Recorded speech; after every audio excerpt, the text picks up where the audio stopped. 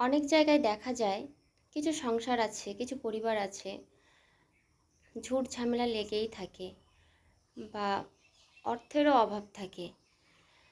আর কিছু কিছু সংসারে তো ভালোবাসা আছে কিন্তু অর্থ নেই, কিন্তু সেই সংসারে না সুখই আলাদা। তবে কিছু কিছু সংসারে অর্থও নেই, আবার গণ্ডগোলও অনেক আছে। তো কিছু কিছু পরিবারে দেখা যায় যে কোনো পুরুষ বাইরে মদ খাচ্ছে, মদ খেয়ে এসে বাড়িতে স্ত্রীকে এসে মারধর করছে, গালিগালাজ করছে। আবার কত পুরুষকে দেখা যায় বাইরে মেয়েবাজি করছে, মেয়েবাজি করে বাড়িতে এসে বউ যদি কিছু বলে বউকে মারধর করছে, গালিগালাজ করছে। অথচ বউ কি খেলো, ছেলে মেয়ে কী খেলো, সেদিকে তাদের হুঁশ নেই। আসলে তাদের বাইরের টানটাই বড় টান, বুঝেছ? আর মেয়েরা কিন্তু এত কিছু সহ্য করার পরও কিন্তু চুপচাপ মাথা নিচু করে সংসার করে। কেন করে জানো? সম্মানের জন্য। সম্মানের দিকে তাকায় যে আমি যদি এই সংসার ছেড়ে চলে যাই বাপের বাড়িতে, লোকে মা বাবাকে অনেক রকম কথা শোনাবে, মা বাবার সম্মান চলে যাবে। সেই কথা ভেবে কিন্তু মেয়েরা হাজার কষ্ট করেও কিন্তু সংসার করে একটা পুরুষের সঙ্গে।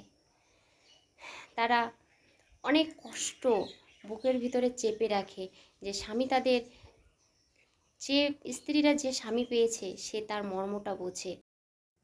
মেয়েরা হাজারো কষ্ট বুকে নিয়ে পাথর চাপা দিয়ে হাসি মুখে থাকে। তার মা বাবাকে কখনো বুঝতে দেয় না যে তার মেয়ের মনের ভিতরে কি চলছে আর কি অশান্তি চলছে। মা বাবার সঙ্গে সেই মেয়ে হাসি মুখে থাকে, হাসি মুখে ব্যবহার করে।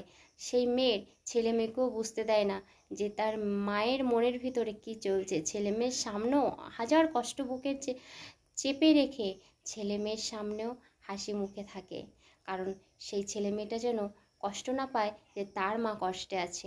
এত কিছু করার পরও মেয়েরা, তারপরও না মেয়েদের বদনাম, মেয়েরা ভালো না, মেয়েরা কলঙ্কিত। এত কিছু মেয়েরা সহ্য করার পরও, এত কিছু ত্যাগ করার পরও, সব দিকটা সামলে রাখার পরও, স্বামীর ঘরও এত অত্যাচার, স্বামীর অত্যাচার সহ্য করেও, অনেক সময় শ্বশুর শাশুড়িরও অত্যাচার সহ্য করেও চুপচাপ একটা মেয়ে সংসার করে, তার মা বাবাকেও জানতে দেয় না। তারপরও মেয়েরা ভালো না, মেয়েরা কলঙ্কিত, মেয়েরা অলক্ষ্মী, মেয়েরা কুলটা, অনেক রকম কথা শুনতে হয়। মেয়েদের পায়ে পায়ে দোষ। সমাজটা না সত্যি আজব। তো ভালো থেকো তোমরা। Bye, tata. ভালো লাগলে একটা লাইক, কমেন্ট, শেয়ার করে দিও।